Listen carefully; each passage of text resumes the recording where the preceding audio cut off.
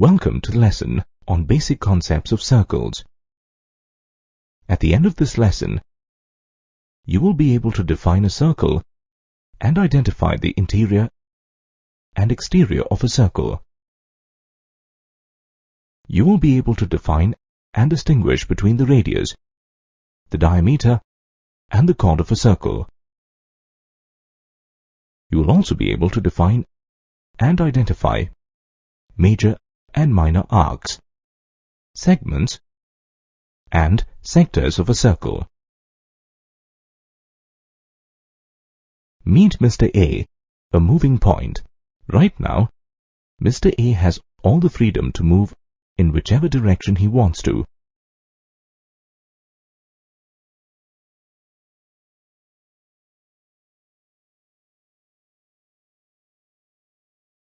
Let's see what happens if we restrict this movement a little.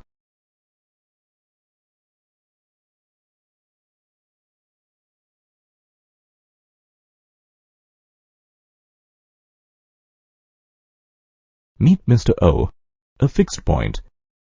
We asked Mr. A to move so that his distance from Mr. O always remains the same. For this, we have joined Mr. A and Mr. O with a line.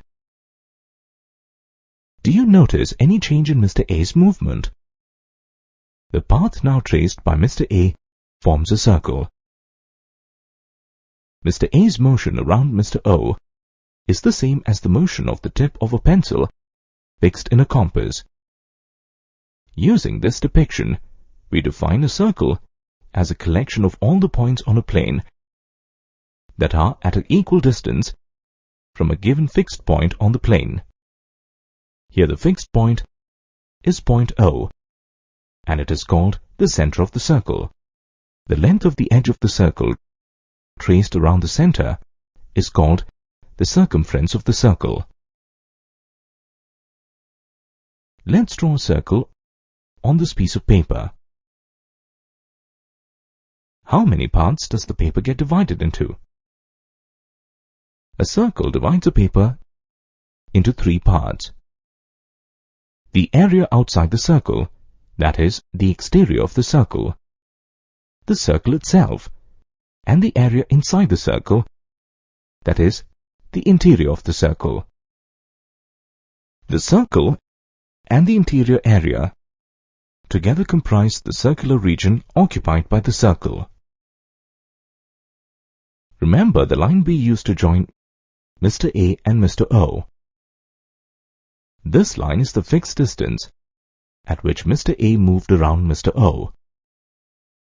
This distance is also called the radius. A line segment joining the center of a circle with any point on its circumference is called the radius of the circle. The term radius is used to represent both the line segment joining the center to the circumference and the length of that line segment. Coming back to Mr. A, he has found a companion, Mr. B. Both these points lie on the circumference of the circle. Rather than going around in a circle, Mr. A and B have found a direct way to connect with each other. The line segment AB that joins the 2 points on the circumference of a circle is called a chord. Mr. A and Mr. B have decided to move. The interesting part about their new position is that now the line segment joining these two passes through the center of the circle. Line segment AB is a special chord. The chord AB that passes through the center of the circle is called the diameter of the circle. Now, this special chord, called the diameter, has some very interesting properties. First of all, it divides a circle into 2 equal parts. Each part is called a semicircle. Another interesting part is that the diameter of a circle is equal to twice the length of the radius of the circle. A diameter also happens to be the longest chord of a circle. Remember Mr. A and Mr. B? Suppose there is no direct way in the form of the chord AB to move from A to B. How do you travel from A to B then? You can move along the circumference of the circle. The part of the circumference of the circle between points A and B is called an arc.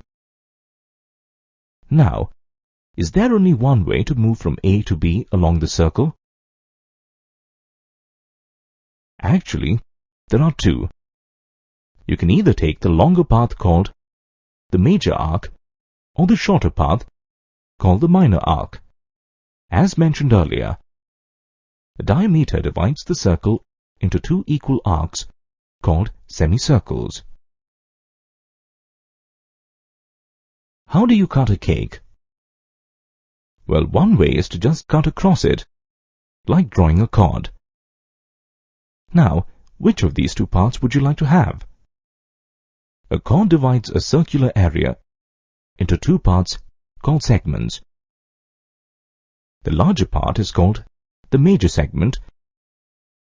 The smaller part is called the minor segment. You would obviously prefer the major segment as your share of the cake. A diameter divides a circle into two equal segments. Another way of cutting a cake is starting from the center and cutting it across two radii to cut a wedge. The region enclosed by any two radii of a circle and the arc between them is called a sector. The major arc forms the larger or major sector. The minor arc forms the smaller or minor sector.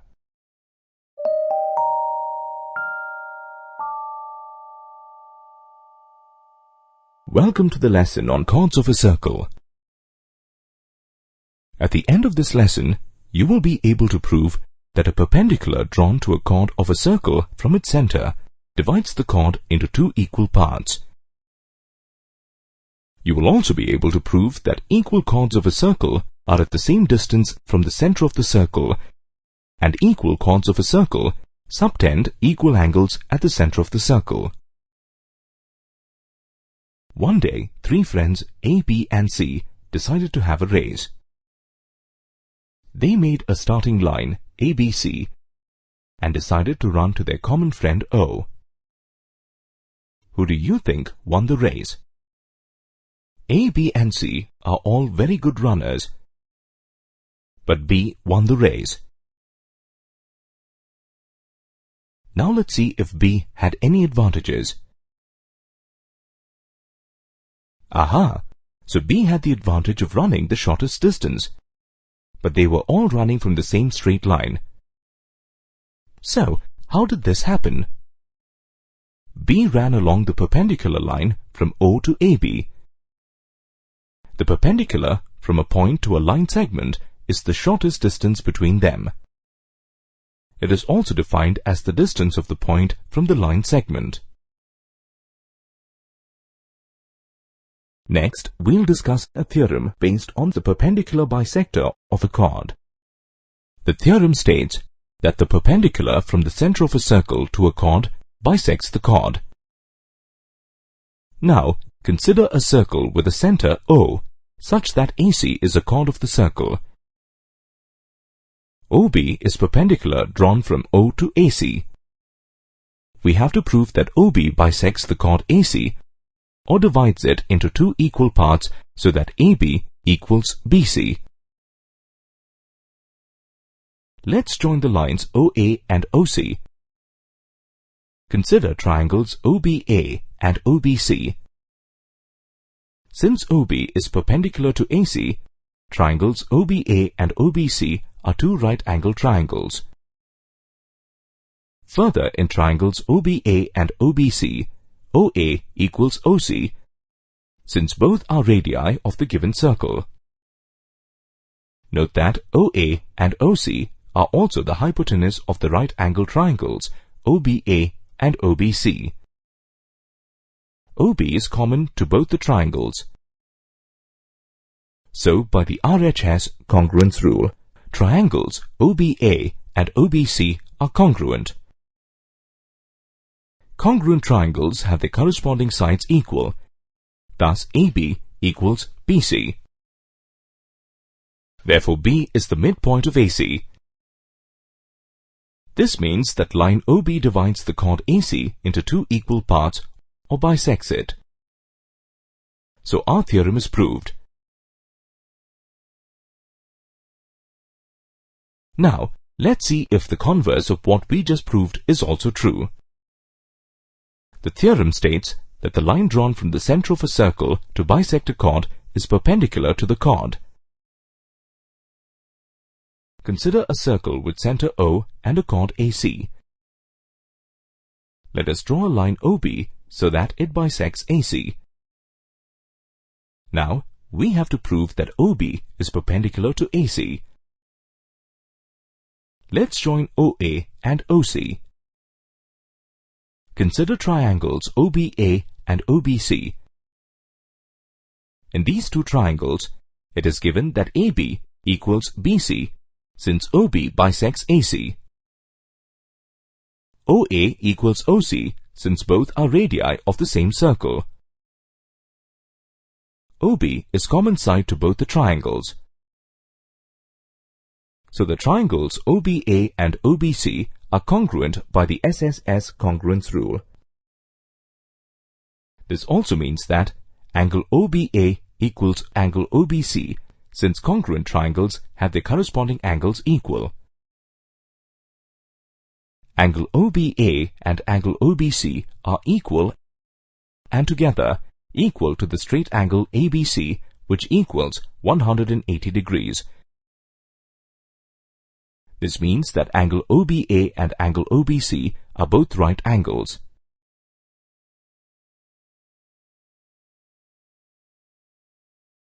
This also means that OB is perpendicular to AC. So the theorem is proved. Look at the circle. Let's draw two chords which are equidistant from the center of the circle. If you don't know the center of the circle, would it be possible to draw chords that are equidistant from the center?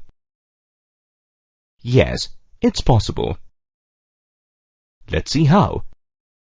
If we measure the chords, we find both the chords are congruent. This means that the chords which are equidistant from the center will be equal in length. So even if you don't know the center, and you draw congruent chords anywhere inside the circle, they will be equidistant from the center. Based on this observation, we arrive upon a theorem. Equal chords of a circle are equidistant from the center of the circle.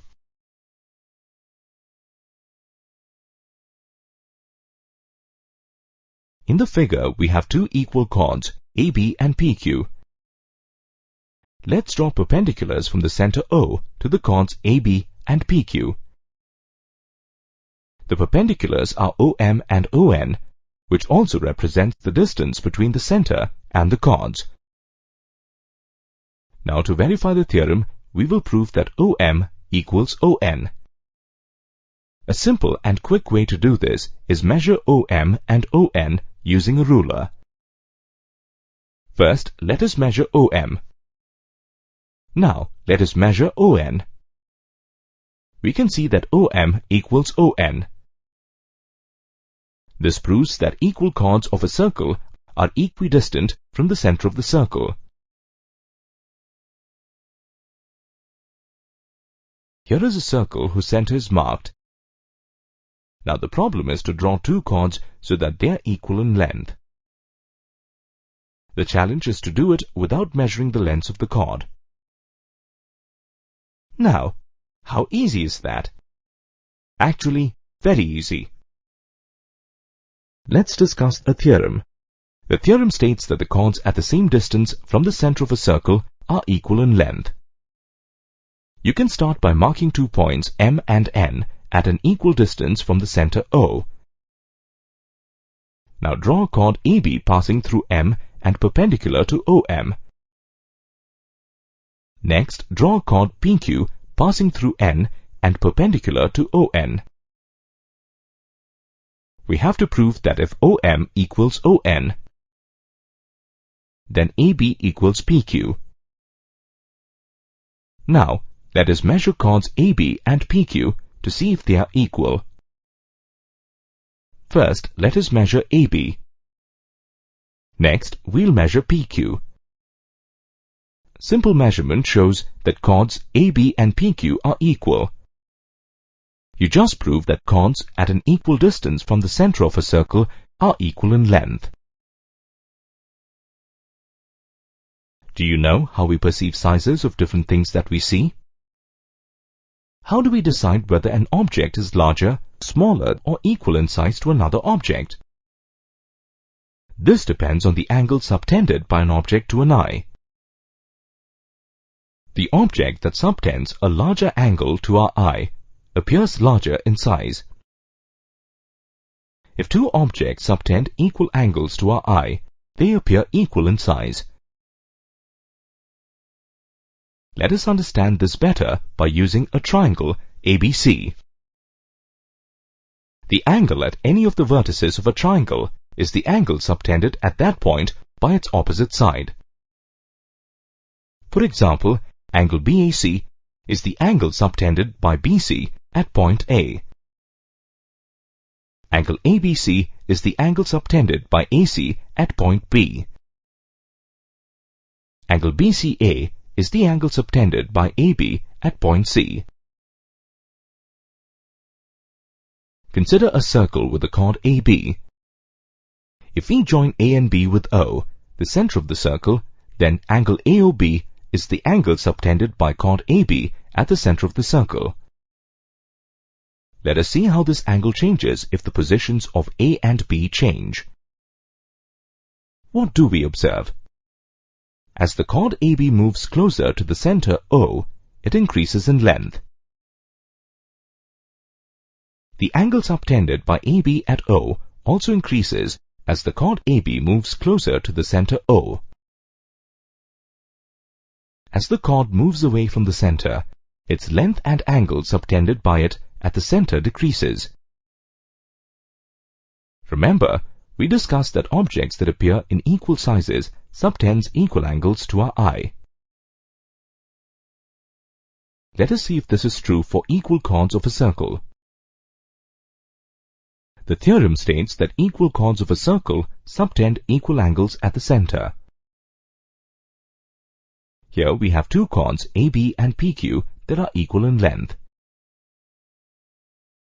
We have to prove that angle AOB is equal to angle POQ. In the triangles AOB and POQ, we know that AB equals PQ. Note that OA equals OP and OB equals OQ, since all these four-line segments are the radii of the same circle. Since corresponding sides of triangles AOB and POQ are equal, the two triangles are congruent by the SSS congruence rule. This also means that angle AOB equals angle POQ, since they are corresponding angles of congruent triangles. So we have proved that equal chords of a circle subtend equal angles at the center. Now let us see if the converse of what we just proved is also true. Theorem states that the chords that subtend equal angles at the center of a circle are equal in length. Consider a circle with center O and two chords AB and PQ such that angle AOB equals angle POQ. Now we have to prove that AB equals PQ.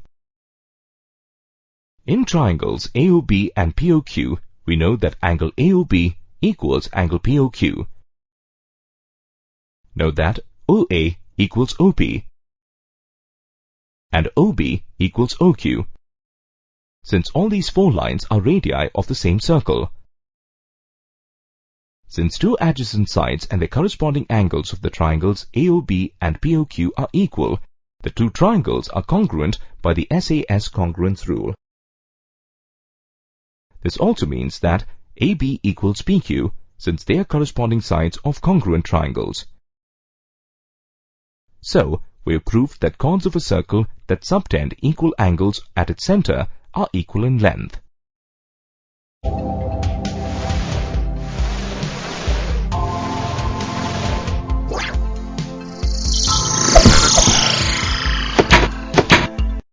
Welcome to the lesson on arcs of a circle. At the end of this lesson, you will be able to prove that congruent arcs of a circle subtend equal angles at its center. You will also be able to prove that the angle subtended by an arc at the center of a circle is double the angle subtended by the arc at any other point on the circle, and that an arc subtends equal angles at all points on a circle in the same segment of the circle.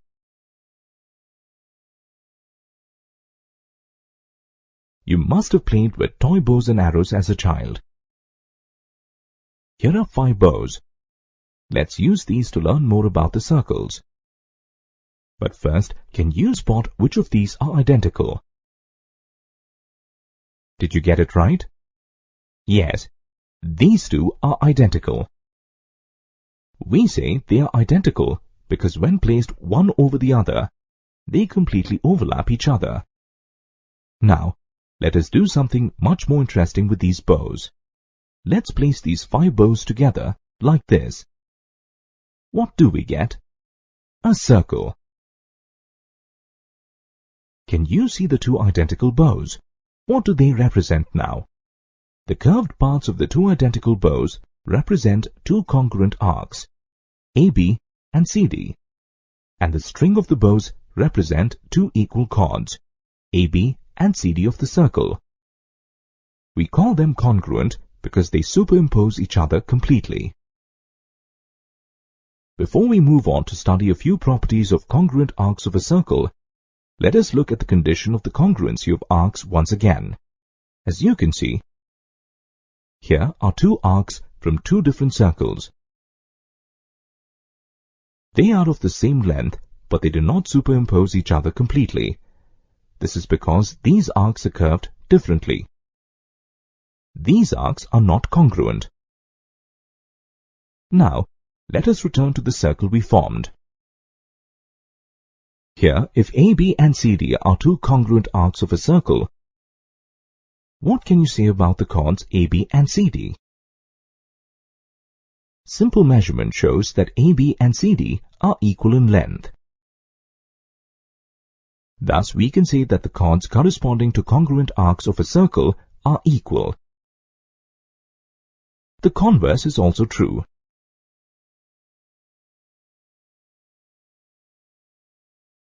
If AB and CD are 2 equal chords of a circle, their corresponding arcs are congruent.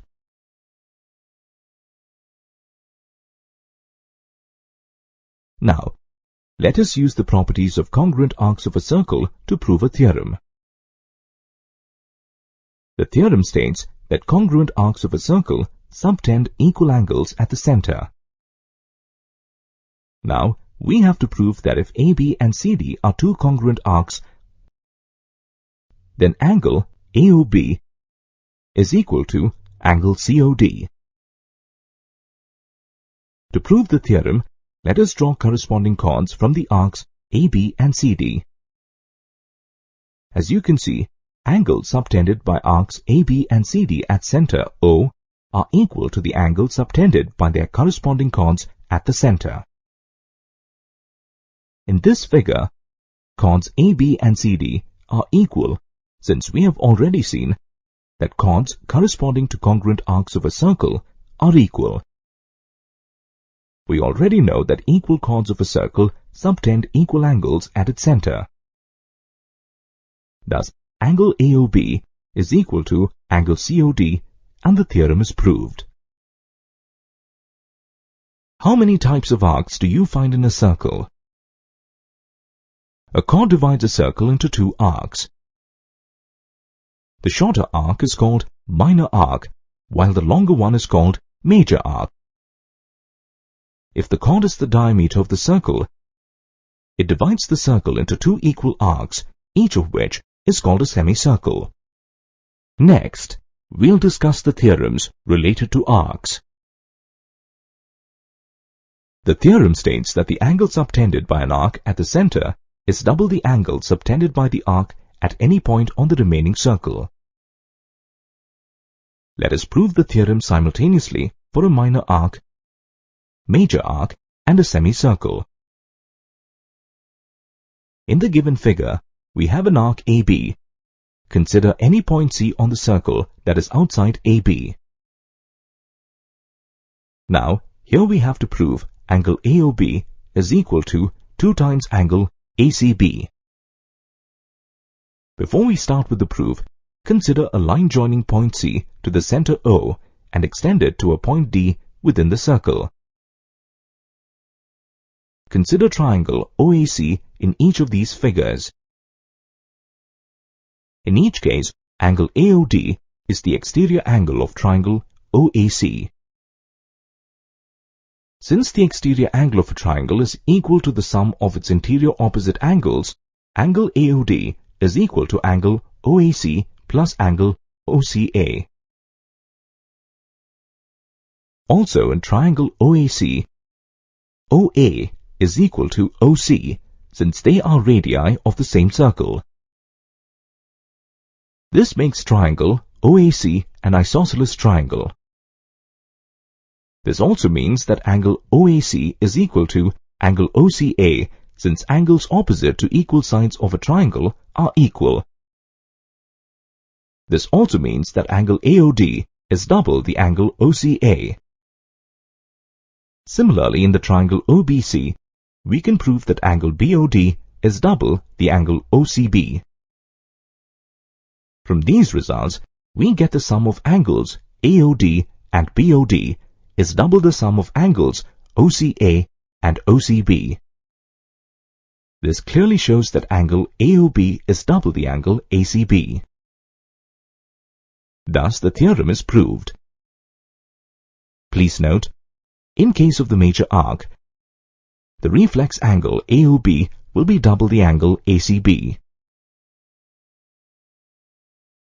Now consider another point D on the circle in the same segment as point C. What can you say about angles ACB and ADB? The theorem states that angles subtended by an arc at all points within the same segment of the circle are equal. So, we have to prove that angle ACB is equal to angle ADB. By the theorem, the angle subtended by an arc at the center is double the angle subtended by the arc at any point on the remaining circle. We can say that angle AOB is double the sum of either the angles ACB or ADB. Thus, angles ACB and ADB are equal and the theorem is proved. Here is an interesting property of angles formed by an arc in a semicircle. All angles formed in a semicircle are right angles. Let us try and prove this. Draw a diameter AB to divide the circle into two semicircles. Now, consider arc AB. Take a point P outside AB on the circle and join AP and BP. By the theorem that states that the angle subtended by an arc at the center is double the angle subtended by the arc at any point on the circle, we have angle AOB is equal to 2 multiplied by angle APB. Since AOB is a straight angle, we get angle APB is equal to 90 degrees. By the theorem, we also know that all angles subtended by an arc in the same segment are equal. This means that angles AQB and ARB are also right angles. Thus, we can say that all angles formed in a semicircle are right angles.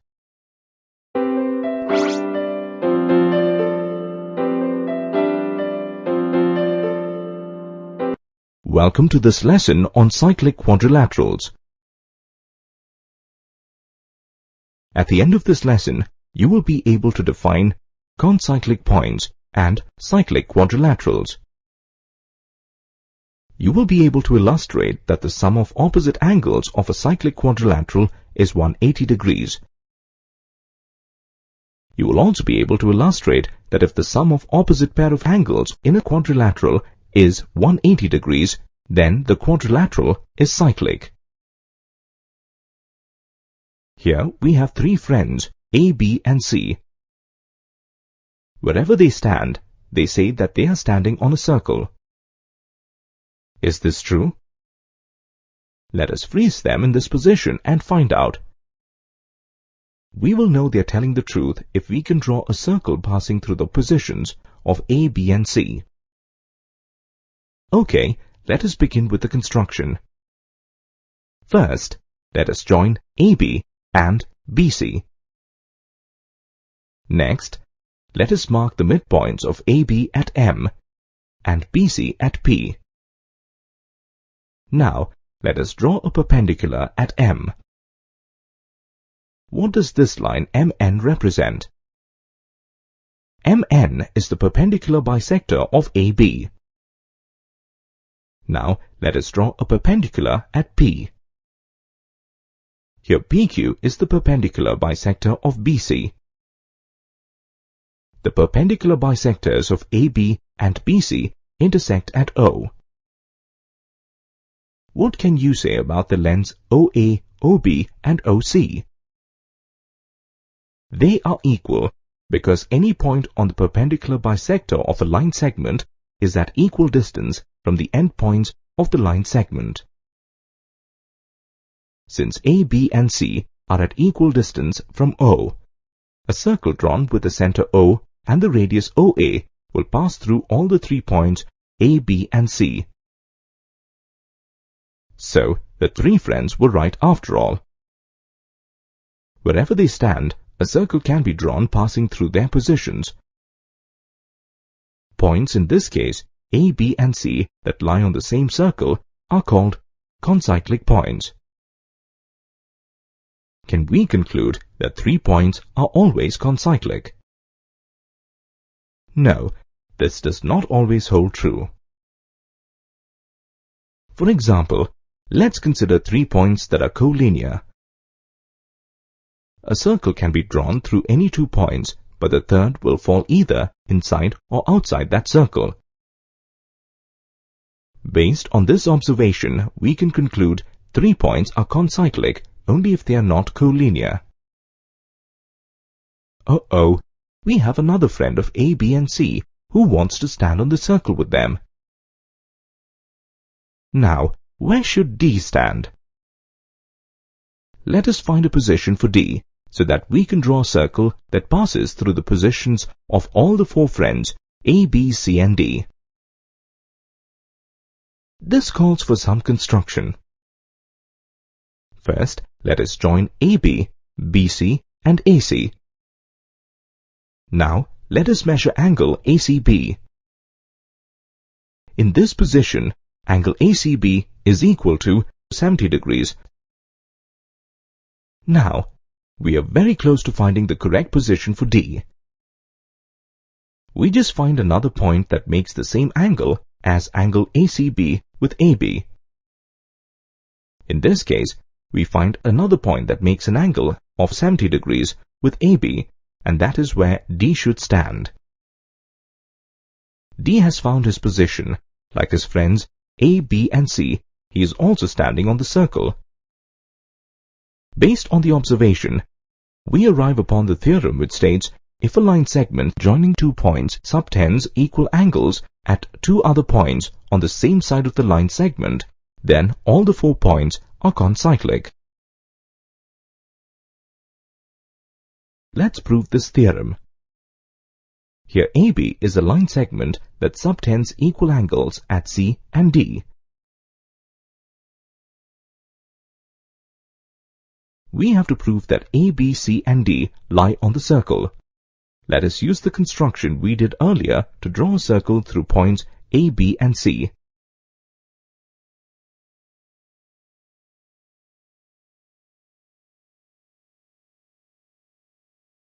For proving the theorem, let us suppose that the circle drawn through A, B and C does not pass through D, but intersects AD at D'.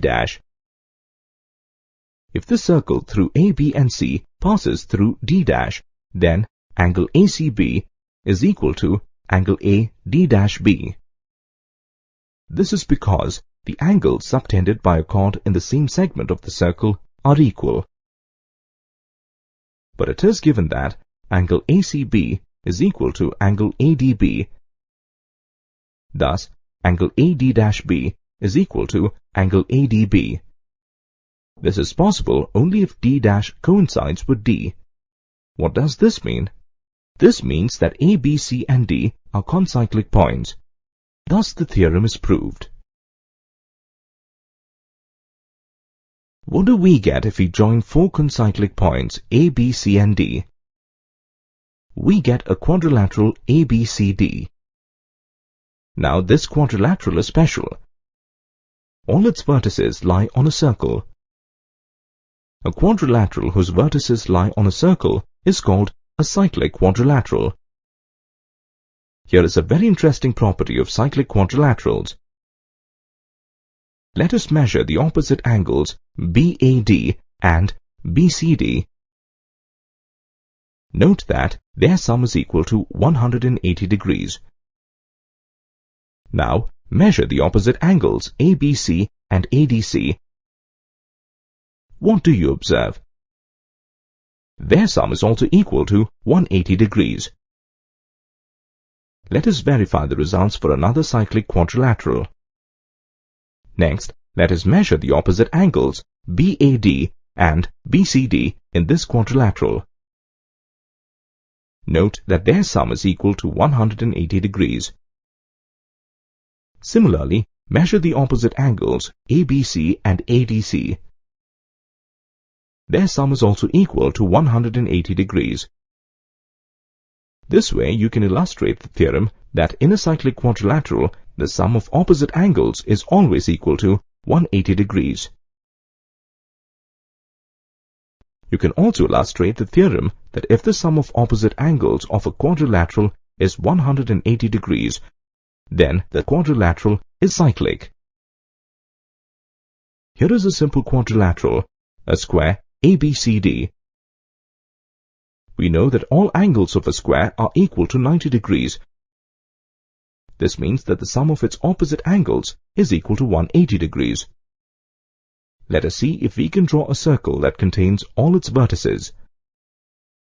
If we draw perpendicular bisectors of sides AB and AD,